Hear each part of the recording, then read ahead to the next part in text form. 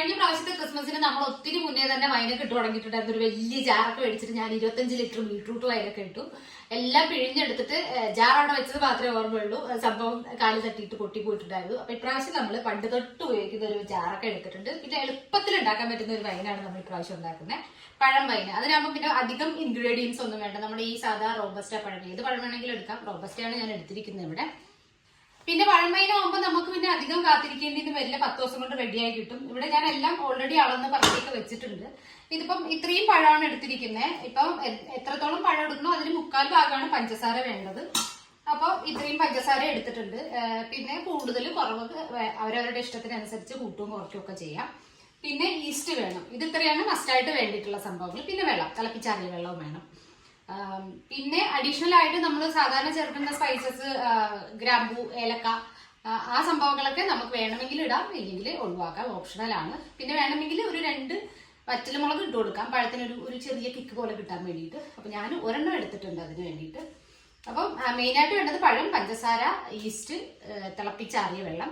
പിന്നെ ഒട്ടും വെള്ളമില്ലാത്ത പാത്രങ്ങൾ വേണം ഇതിന് എടുക്കാൻ വേണ്ടിയിട്ട്. അരിഞ്ഞെടുക്കുകയാണെങ്കിലും ഇപ്പം നമ്മളിപ്പോൾ ഏതിലാണോ നമ്മളിപ്പോൾ വൈനിടുന്നത് അതിലൊക്കെ ഒട്ടും വെള്ളമില്ലാത്ത പാത്രങ്ങളാണ് വേണ്ടത്. ഞാൻ ഇതെല്ലാം കഴുകി വെയിലത്തിട്ട് ഉണക്കിയിട്ട് അതിലേക്ക് അരിഞ്ഞു വെച്ചിരിക്കുന്നതാണ്. കൊടുക്കാം. അപ്പൊ ഇതിലാണ് ഞാൻ ഇടാൻ പോകുന്നത്. അപ്പൊ നമുക്ക് ആദ്യം പഞ്ചസാര കുറച്ച് ഇട്ട് കൊടുക്കാം.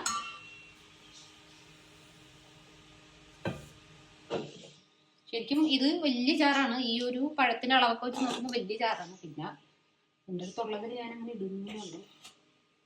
ഇനി പഴമൊന്നും ഇട്ട് കൊടുക്കുന്നുണ്ട്.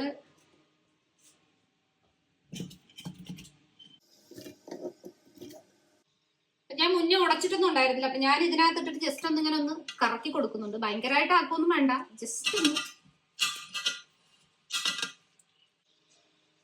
ഇനി ബാക്കി പഞ്ചസാരയും കൂടി ഇട്ട് കൊടുക്കുന്നുണ്ട്.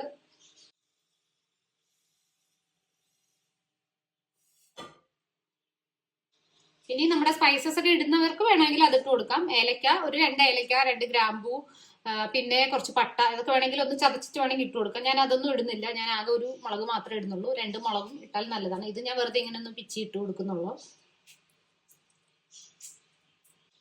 ഇനി നമുക്ക് തിളപ്പിച്ചിട്ട് ആറി വെച്ചിരിക്കുന്ന വെള്ളം ഒഴിച്ചു കൊടുക്കാം. ആക്ച്വലി ഇത്ര പോരാ, ഇതിനേക്കാൾ കുറച്ചുകൂടി വേണം. ഞാൻ ഇത് നന്നായിട്ട് നേരത്തെ തന്നെ തിളപ്പിച്ച് വെച്ചതാണ്, തണുത്തിട്ടുണ്ട്. ഇത് ഞാൻ ഒഴിച്ചു കൊടുക്കുന്നുണ്ട്. ഇനി കുറച്ചുകൂടി ഞാൻ തിളപ്പിച്ച് വെച്ചിട്ടുണ്ട്, ഇച്ചിരി കൂടെ ഒന്ന് തണുക്കാനുണ്ട്, അതും കൂടി ഒഴിച്ചു കൊടുക്കണം.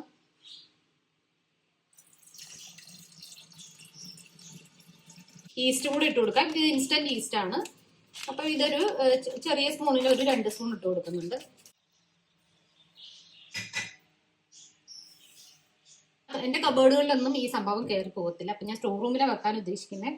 അപ്പോൾ നമ്മൾ ജസ്റ്റ് ഇങ്ങനെ ഒന്ന് ഭയങ്കര ടൈറ്റ് ആയിട്ടൊന്നും അടക്കില്ല, ഇങ്ങനെ ഒന്ന് അടച്ചു വെക്കലേ ഇടുന്നുള്ളൂ.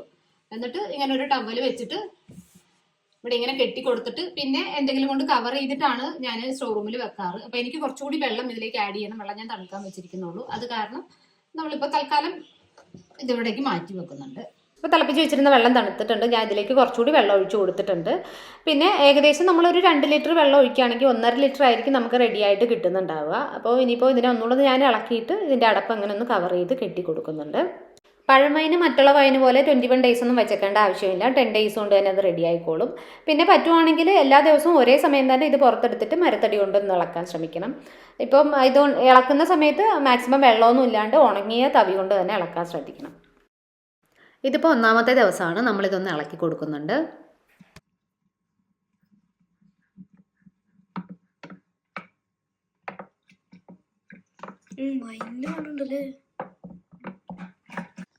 അങ്ങനെ നമ്മൾ 10 എന്നുള്ളത് 11 ദിവസം വെച്ചിട്ടുണ്ടായിരുന്നു. നമുക്ക് ഒന്നുകൂടെ ഒന്ന് ഇളക്കി കൊടുക്കാം. ഒരിക്കലും ഇളക്കേണ്ട ആവശ്യമില്ല. ഇളക്കി. അപ്പൊ ഞാനൊരു പാത്രം, അയ്യോ ഇത്ര ഇതിൽ കൊള്ളൂ. Finally you can do it. You can do it.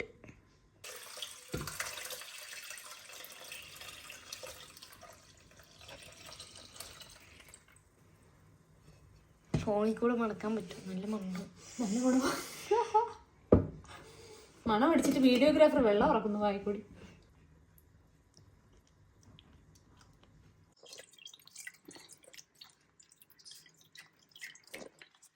ഇതിങ്ങനെ കലങ്ങി വരുന്നുണ്ട്. നമ്മളിതിനൊന്ന് ഒരു ദിവസം തെളിയാൻ വെച്ചാൽ നല്ല ക്ലിയർ ആയിട്ട് വരുള്ളൂ. അധികം അങ്ങനെ പിതുക്കൊന്നും വേണ്ട. എന്നാലും ചെറുതായിട്ടൊന്ന് സ്ക്യൂസ് ചെയ്തെടുക്കുന്നുണ്ട്.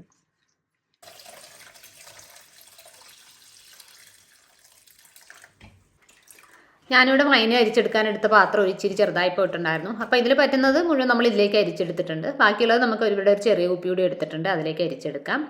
ഇപ്പോൾ അരിച്ചെടുത്തത് ഞാൻ ഒരു സൈഡിലേക്ക് അടച്ചിട്ട് മാറ്റി വെക്കുന്നുണ്ട്. ഒരു ദിവസമൊക്കെ ഇങ്ങനെ ഇരിക്കുമ്പം ഇതൊരു വിധം ഇങ്ങനെ തെളിഞ്ഞ് വരും. അപ്പോൾ തെളിഞ്ഞ് വരുമ്പോൾ ഒന്നുകൂടെ ഒന്ന് അരിച്ചിട്ട് വേറെ കുപ്പികളിലേക്ക് ആക്കി വെച്ചാൽ മതി.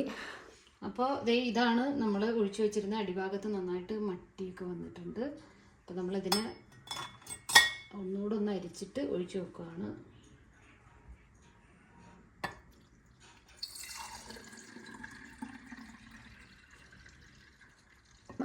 ഇതിങ്ങനെ തന്നെ മാറ്റി വെച്ച് കഴിഞ്ഞാൽ ഒരാഴ്ചയൊക്കെ ഇരിക്കുകയാണെങ്കിൽ നല്ല ക്ലിയർ ആയിട്ട് കിട്ടും. അപ്പോൾ ഇത്രേ ഉള്ളൂ ബനാന വൈൻ ഉണ്ടാക്കൽ. അപ്പോൾ നമുക്ക് പുതിയ വിശേഷങ്ങളൊക്കെ ആയിട്ട് അടുത്ത വീഡിയോയിൽ കാണാം. അതുവരേക്കും എല്ലാവർക്കും ബൈ ബൈ.